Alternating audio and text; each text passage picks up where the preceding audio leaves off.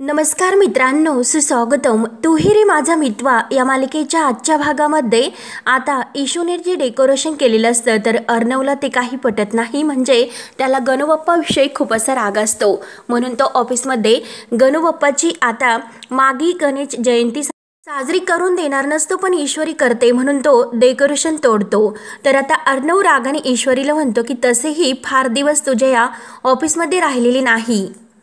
त्यावर आता ईश्वरी म्हणते की बरं ठीक आहे, बघूयात की गणूबाप्पाची काय मर्जी आहे ते कळेलच. तेव्हा मात्र अर्णव रागाने म्हणतो की मर्जी मर्जी फक्त आपलीच असते, तुला सुद्धा कळेलच. तेव्हा आता अर्णव आणि ईशू या दोघांमध्ये चालणारे वाद बघून लावण्याला आनंद होतो. तेव्हा अर्णव रागाने लावण्याला म्हणतो की चल आता, आणि दोघे आता रागाने तेथून निघून जातात. तेव्हा आता ईशू ही बाप्पाला म्हणते की गणूबाप्पा आता तूच या भडकूचंदाला दाखवून दे की तुझ्याशिवाय एक पान सुद्धा काही हलत नाही, त्याशिवाय याचा घमंड काही उतरणार नाही. मी तर काही करू शकत नाही, परंतु तूच मात्र स्वतः आपण होऊन या ऑफिसमध्ये येवर का गणूबाप्पा. त्यावर आता इकडे नमो ही घरी विचार करते की जर आज मी नोकरी करत असते तर ईशूला पैसे साठवण्यासाठी मदत झाली असती. आणि आता राकेश हा नमूचं बोलणं ऐकत असतो. मग आम्ही इंदोरला सुद्धा लवकरच गेलो असतो, कारण ईशूचे ते पैसे आहे तर ते फिटले असते. आणि काय करू नेमकं आता नमूला विचार येतो. तेव्हा राकेश लगेच पुढे येतो. तेव्हा आता नमू राकेशला विचारते की राकेशजी अहो तुम्ही असे अचानक.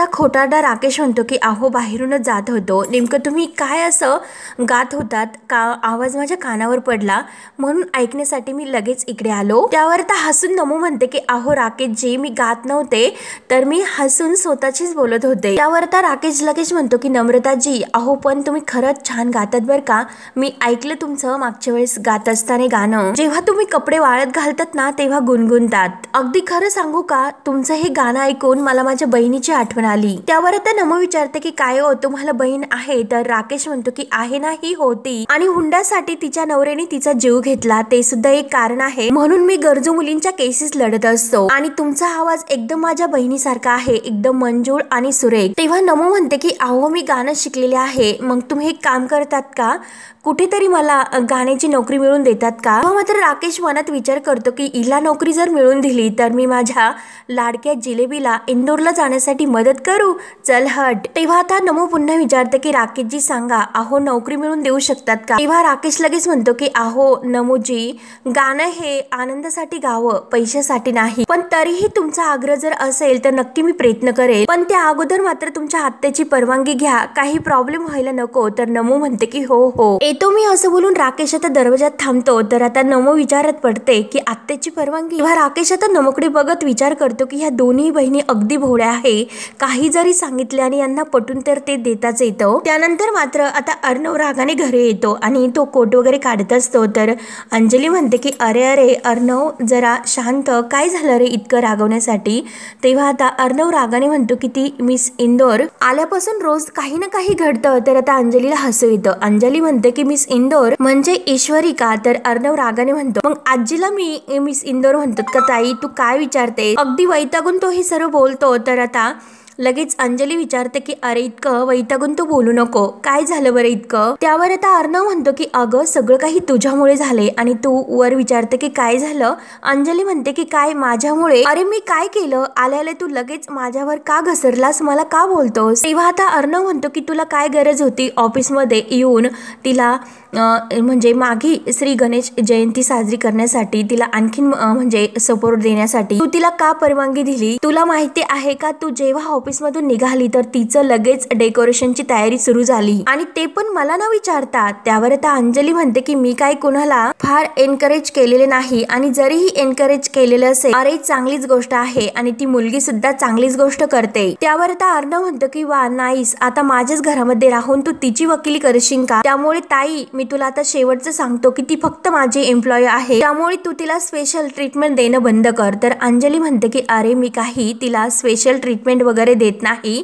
तेव्हा अर्णव म्हणतो की हे सर्व तूच करण्यासाठी तिला सांगितले होते ना. अंजली म्हणते की अरे फायनल तर तूच तिला सांगितले ना करायचे नाही म्हणून, मग झाले तूच ठरवणार आहे की फायनल काय करायचे ते, मग झाले तर. यावर आता अर्णव म्हणतो की ताई हे बघ, तिला मराठी इंग्लिश हिंदी कोणत्याही भाषेत जरी सांगितलं तरी सुद्धा तिला कोणतंही नाही कळत, तिचा प्रॉब्लेमच आहे तो. त्यावर आता अंजली म्हणते की अरे एकदा तू तिला शांतपणे समजावून सांगितले असते तर तिला समजलं असतं. तेव्हा आता अर्णव लगेच म्हणतो की मी तिला असे म्हटलो की गणपतीच्या मनात जर असेल तर ते स्वतःहून ऑफिसमध्ये येतील आणि तुला कळतं ना तिची इंटेलिजन्स काय आहे, लेवल काय आहे ती. आता अंजली म्हणते की तुला सुद्धा कळते ना की श्रद्धा काय असते. त्यावर आता अर्णव लगेच वैतागून हात जोडतो आणि चुकलं माझं, तू आणि ती मिसिंदोर तुमच्या वायरिंग मध्येच काहीतरी असा डिफरंट आहे, त्यामुळे श्रद्धा असे बोलून अर्णव लगेच आतमध्ये निघून जातो. त्यावर आता अंजलीला खूप असा आनंद होतो. अंजली म्हणते की मागे गणेश उत्सव आणि खूप हसते. त्यानंतर आता दुसऱ्या दिवशी इशू ही तयार होते आणि ती आता नमूला म्हणते की ताई अगं डबा दे, लवकर उशीर होतोय. तर नमू डबा देते आणि म्हणते की हे बघ तू आत्या परत जाण्याच्या अगोदर लवकर ये, नाहीतर आत्या आज पुन्हा तुला चिडचिड करेल. त्यावर आता लगेच इशू म्हणते की हो ना ताई मी निघतेच, मला लवकरच ऑफिसमध्ये पोहोचायचे. आणि राकेश आता या दोघींचं बोलणं ऐकत असतो. त्यावर आता इशूच्या हातामध्ये ती फाईल असते. राकेश लगेच पुढे येतो आणि लगेच तो इशूला विचारतो की ईश्वरीजी अहो तुम्ही मला बोलावलत का. तर इशू म्हणते की हो हो या ना, तुमच्याकडे एक काम होतं. आणि ती फाईल तिच्या हातातच असते. तेव्हा आता इशूला मात्र शलाकाबद्दल आता राकेशशी बोलायचं असतं, म्हणून ती आता राकेशला विचारते की मला तुमच्या एका महत्वाच्या विषयावर बोलायचं होतं. त्यावर आता राकेश इकडे तिकडे पाहतो आणि बोला असं ईश्वरीला म्हणतो. तर ईश्वरी म्हणते की कसे आहे की माझ्या ऑफिसमध्ये एक बाई काम करतात, अहो त्यांच्या नवऱ्याने त्यांची खूप मोठी फसवणूक केली हो. पण सॉरी बर का राकेशजी, अहो मी तुम्हाला न विचारता त्यांना सांगून टाकले तुम्ही त्यांना मदत करता म्हणून. तेव्हा आता राकेश हसतो आणि ईश्वरीजी अहो त्यात सॉरी काय बरं, सॉरी कशासाठी, अहो यालाच तर मैत्री म्हणतात. आपण फक्त आपल्या मित्रांनाच असे गृहीत धरू शकतो की नाही, आणि अशा गरजू लोकांसाठीच तर मी वकिली करतो. आणि तुम्ही तर म्हणालात ना मग बाद झाले, संपला विषय, आता लगेच मी त्यांची केस घेतली असं समजा. तेव्हा आता इशू आणि नमो या दोघींना आनंद तर होतो. तेव्हा मात्र आता राकेशला जेव्हा राकेश नाव विचारतो तर लगेच इशू सांगते की शलाका पाटील. आता शलाका म्हटल्यानंतर राकेशला तर धक्काच बसतो. तेव्हा आता तो इशूकडे बघत असतो. तर इशू आता इतकी चवताळलेली असते आणि ती नमूला म्हणत असते की हे बघ ताई, अगं तुला सांगते की तो जो माणूस आहे ना त्याने त्या शलाकांची लग्न केलं. अगं तिचे सर्व दागिने घर सर्व काही विकून तो पळून गेला. इतका नालायक माणूस होता तो. आणि आता तिला कळलेले आहे की तो इथे मुंबईत आलेला आहे. तेव्हा आता राकेश हे सर्व ऐकतो तर त्याच्या पायाखालची जमीनच हादरते. परंतु आता मात्र शलाका त्याच्या अगदी कुठे आहे आपोआप तिचा पत्ता त्याला आता लागतो. इशू म्हणते की अगं ताई बिचारी खरंच खूप गरीब आहे आणि तिला त्या माणसावर केस करायची आहे, म्हणून तिला मी राकेशजींचं नाव सुचवलं. तेव्हा राकेश मात्र आता टेन्शन मध्ये विचारत पडतो. तर इशू म्हणते की राकेशजी अहो राकेशजी काय झालं. तेव्हा राकेश कुठे भानावर येतो. राकेश मुद्दाम खोटं बोलतो की अहो काही नाही, तुम्ही आता जे सांगतात ना ती सर्व केस माझ्या अगदी हुबेहूब डोळ्यासमोर उभी राहिली हो. नाही पण ईश्वरीजी तुम्ही काही काळजी करू नका, आपण तिला न्याय मिळून द्यायचाच. तिच्या नवऱ्यासारख्या नराधामांना तर शिक्षा व्हायलाच हवी. तेव्हा ईश्वरीजी म्हणते की हो ना, आणि हे बघा राकेशजी ही शलाकेंची फाईल आहे आणि त्यात त्या म्हणाले होते की त्यांचे काही उरले सुरलेले पुरावे आहे आणि काही जुने असे फोटोज आहेत. तेव्हा आता होऊन मात्र राकेशच्या हातामध्ये हे सर्व काही लागते आणि शलाकाकडे मात्र आता एकही पुरावा असा शिल्लक राहणार नसतो, कारण आता या नराधमाच्या हातातच ती फाईल अगदी इशूकडे पोहोचलेली असते. त्यावर आता राकेशजी थोडासा गडबडतो. राकेश म्हणतो की काय म्हणजे अच्छा फोटो सुद्धा आहेत का. त्यावर आता इशू म्हणते की नाही, अहो तो नालायक नवरा सर्व काही फोटो अल्बम्स वगैरे सर्व काही जाळून मोकळा झाला आणि निघून गेला. त्यावर आता लगेच राकेशजी ग्रेट असं म्हणून जातो. तर इशू म्हणते की काय, तर राकेश लगेच तिच्या हातातून फाईल घेतो आणि खरंच ही फाईल खूप उपयोगी पडेल असे तो इशूला म्हणतो. मी बघतो काय करायचे ते. तर आता इशू म्हणते की थँक्यू सो मच राकेशजी. बरं मला एक गोष्ट सांगा, मी तुम्हाला भेटायला शलाकाला कधी घेऊन येऊ बरं, मी आज तुम्हाला तिला भेटू शकते का. तेव्हा आता लगेच राकेश म्हणतो की काय आज, अहो आज नको. थोडासा गडबडतो आणि कारण माझे खूप असे काम पेंडिंग आहेत आणि खूप केस सुद्धा आहेत की त्याचा मला अजून विचार करायचा आणि ही फाईल स्टडी करण्यासाठी साठी सुद्धा मला थोडासा वेळ तर लागेलच ना. त्यावर आता इशू म्हणते की बरं ओके, तुम्ही स्टडी करा आणि जर तुम्हाला आणखीन काही माहिती लागली तर तुम्ही मला नक्की फोन करून हे सर्व विचारा. आणि शलाका माझ्या सोबतच असेल तर सोबत असेल असं म्हटल्यानंतर आता राकेश लगेच परत विचारतो की तुमच्या सोबत म्हणजे काय हो. त्यावर आता इशू म्हणते की अहो ऑफिसच्या कॅन्टीन मध्ये मीच तिला नोकरी मिळवून दिली, तेव्हा आता शलाका कुठे काम करते ते पण इशू सोबत. हे मात्र आता राकेशला ठसतं आणि त्याबद्दल माहिती सुद्धा होते. त्यावर आता राकेश इशूला म्हणतो की ईश्वरीजी अहो काय करू मी तुमचं, म्हणजे कसं कसं कौतुक करू मी तुमचं. आता मुद्दाम तो इशूला हे सर्व बोलतो. ईश्वरीजी अहो तुम्ही खरंच किती किती कुणासाठी करता तो, खरंच नक्की त्या शलाकाला भेटू. ती फाईल जेव्हा लगेच स्टडी करतो आणि ती स्टडी झाल्यानंतर लगेच तिला भेटूया. मला सुद्धा त्यांना भेटायला आवडेलच. अहो अशा बायकांची दया येते हो, त्यांचे नवरे त्यांच्यासोबत कसे वागू शकतात. खरंच मला चिड येते अशा लोकांची. जाऊन द्या ईश्वरीजी, विचार करायलाच नको. म्हणून आता स्वतःलाच तो म्हणजे किती नाव ठेवत असतो, म्हणजे जे काही दुसरे वागतात परंतु हे जे काही कारस्थान करतो तर ते स्वतः तोच करतो. तेव्हा आता तो नम्रता आणि इशू या दोघींना म्हणतो की चला आता मी निघतो. तर आता इशू आणि नमो हो हो बोलतात. राकेश आता ती फाईल घेऊन निघून जातो आणि दरवाजात तो आता इशू आणि नमोकडे बघत असतो. तर इशू ही आता निघायची तयारी तिची सुरू असते, पण नमो तिला म्हणत असते की अगं थोडेसे पोहे तरी खा. परंतु इशू म्हणते की नाही ताई मला उशीर होतोय. तेव्हा आता राकेश पाहतो आणि मनात म्हणतो की ईश्वरी ईश्वरी अगं तू तर अगदी म्हणजे ऑफिसमध्ये सुद्धा पोहोचली आणि नंतर त्या राजशिर्केंच्या घरामध्ये सुद्धा पोहोचली आणि आता तर तू माझ्या भूतकाळात सुद्धा घुसत चालली. त्यामुळे लवकरच मला काहीतरी करावे लागेल असा तो आता विचार करतो. आता इशू खूप पटपट पोहे खात असते. तर नमो म्हणते की इशू हळूहळू इतकी घाई कशाला करते. परंतु इशू पटपट खाते आणि नमोला बाय करून निघून जाते. नमो म्हणते की ही पोरगी पण आणि इशू धावतच ऑफिसमध्ये येते आणि आता ती सर्व ऑफिसकडे एकटक पाहत असते, कारण तिने ते डेकोरेशन केलेलं असते आणि ती विचार करते की खरंच किती छान असं ऑफिस सजलं होतं. पण जाऊन दे म्हणून इशू आता आपलं सर्व काही तेथे टेबलवर डबा ठेवते, आपल्या गणपती बाप्पांची पूजा करायला घेते आणि तेवढ्यात आता अंजली कॉल तिला येतो. तर आता इशू कॉल घेते आणि हॅलो असं म्हणते. तर अंजली म्हणते की इशू अगं मी अंजली बोलते, तू काही कामात आहेस का. तर इशू म्हणते की हो बोला ना ताई, जस्ट मी ऑफिसमध्ये आले होते. तर आता अंजली म्हणते की अगं काही नाही, सहजच केला होता. आणि काय ग ठीक आहेस ना. तर इशू म्हणते की हो ठीक आहे. इशू थोडीशी नाराज असते. तर अंजली तिला विचारते की काय ग तुझा आवाज का पडला, काही झाले का. तर इशू म्हणते की नाही ताई काही नाही, म्हणजे ताई तुम्हाला सांगण्यासाठी काही हरकत नाही, परंतु मी तुम्हाला आत्ता सांगते की काल मात्र सर माझ्यावर खूप असे ओरडलेत. तर आता अंजली म्हणते की काय ग काय झाले. तेव्हा आता इशूला ते सर्व काही आठवतं की नक्की अर्णव तिला काय काय म्हणलेलं आहे. तो सर्व आता ती अंजलीला सांगते आणि हे बघा ताई खरंच मी मागे गणेश जयंतीच्या उत्सवाची सर्व तयारी केली होती, पण सर मात्र काही अगदी करून द्यायला तयार नाही. एवढी मेहनत करून मी हे ऑफिस सजवलं होतं, परंतु सरांनी मात्र मला ते सर्व काढायला लावले. त्यावर आता ते ऐकून अंजली म्हणते की अगं गणपती हे ऑफिसमध्ये यावे, खरंच माझी सुद्धा खूप इच्छा आहे, पण जाऊन दे ईश्वरी, अगं तू त्याचं बोलणं फार असं मनाला लावून घेऊ नकोस. आणि देव तर काय चराचरात तर असतोच, आपल्या मनात असतो की नाही. मग ऑफिसमध्ये गणपती नाही आणता आला तर काही हरकत नाही, आणि तसंही मी देवळामध्ये पूजा करणार आहे, तुला जर जमले तर तू तेथे ये. त्यावर आता ईश्वरी म्हणते की ताई पण मी तुम्हाला एक सांगू का. तर अंजली विचारते की काय ग. तर इशू म्हणते की ताई अहो हे माझं ऑफिसमधील पहिलं वर्ष आहे, तर माझं मन मला सांगते यावर्षी ऑफिसमध्ये माझा गणूबाप्पा येणार म्हणजे येणारच, काही झालं तरी येणार म्हणजे येणारच. त्यावर आता अंजली म्हणते की हो ना खरंच असे वाटते का तुला. तेव्हा आता इशू म्हणते की हो, चिंटूचा इतका विरोध असून सुद्धा.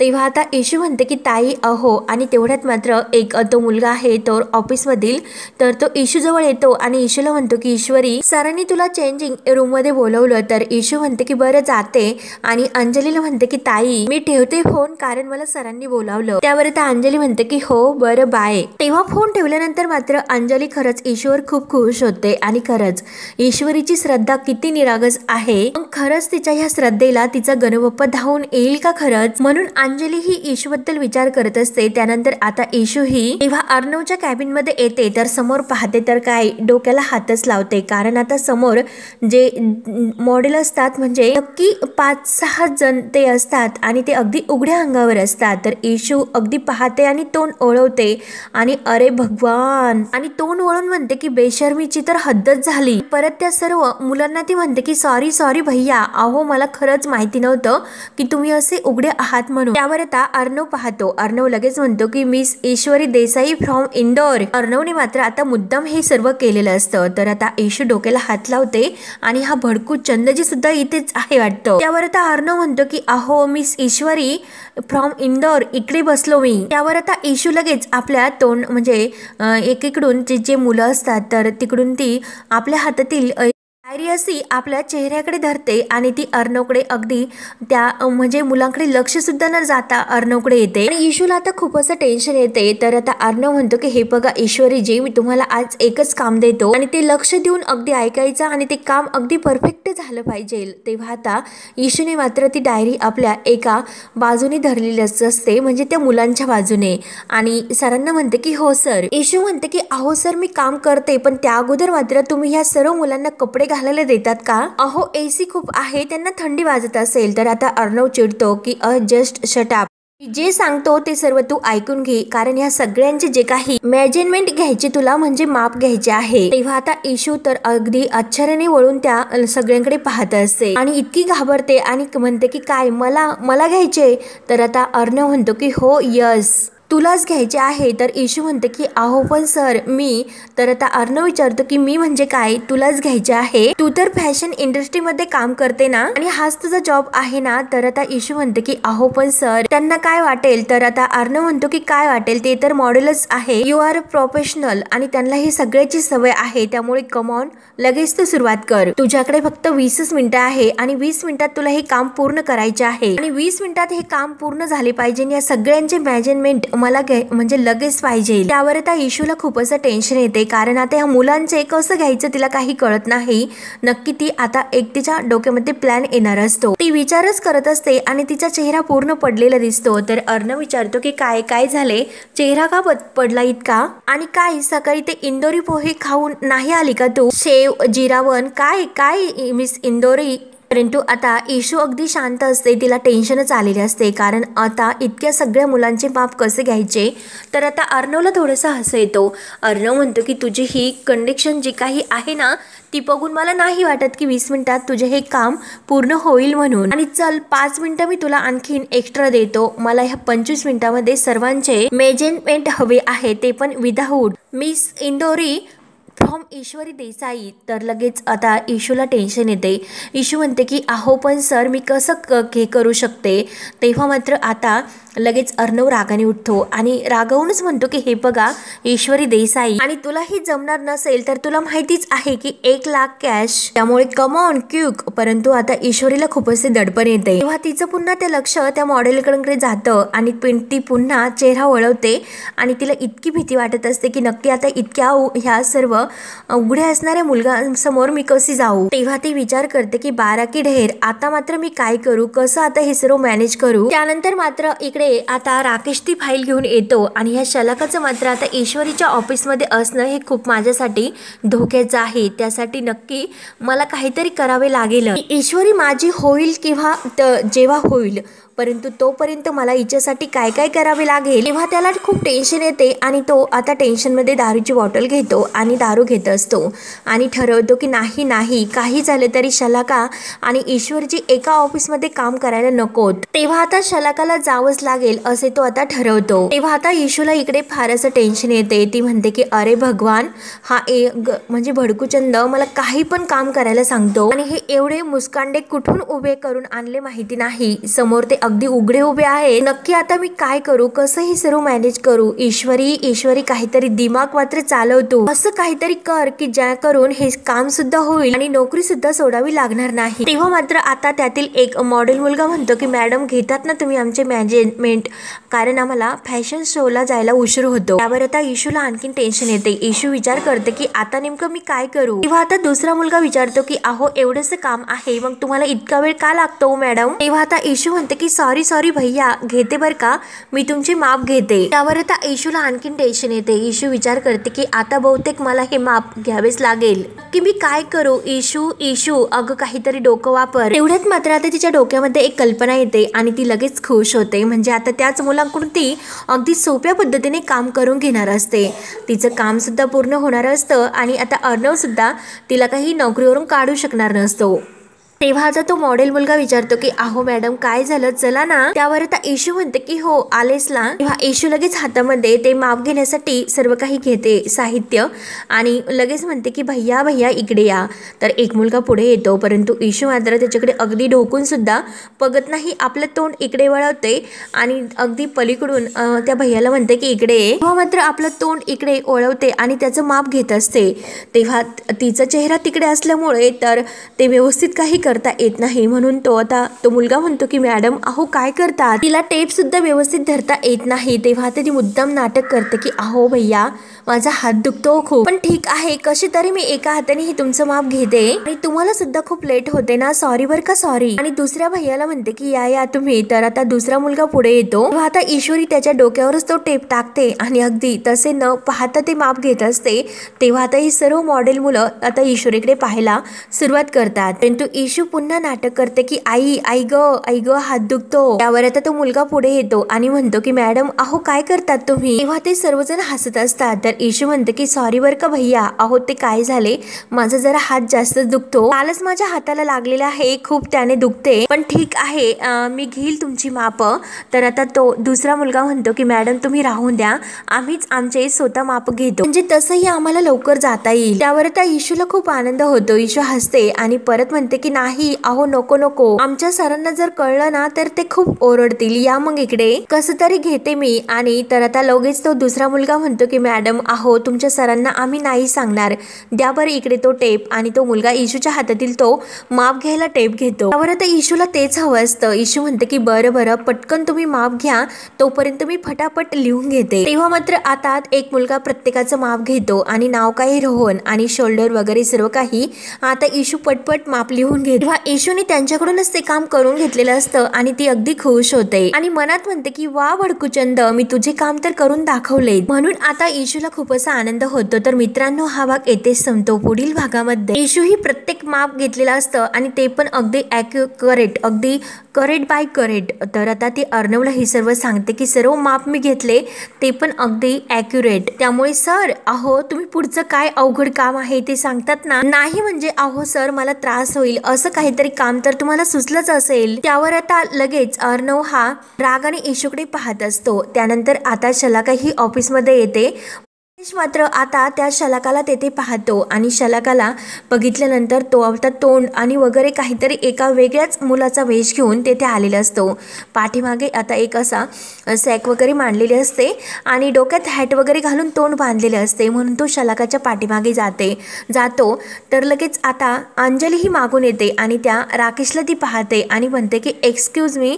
तेव्हा मात्र आता ईश्वरीजीने असं काही केलेलं असतं, म्हणजे शलाकाची जेथे काही जागा असते तर ती आता म्हणजे तेथे गणपती बाप्पाची पूर्ण ती टेबलवर पूजा मांडते आणि त्या फुलामध्ये आपल्या गणपती बाप्पाला ठेवते आणि आपल्या खास मेहमानासाठी ही खास जागा, म्हणजे इतकी ती खुश होते. आणि तेवढ्यात इकडे अंजली जेव्हा राकेशला थांबवते, राकेशला मात्र आता खूप असे टेन्शन येते आणि तो आता अंजलीकडे मागे वळून पाहणार का, अंजली त्याला ओळखणार का.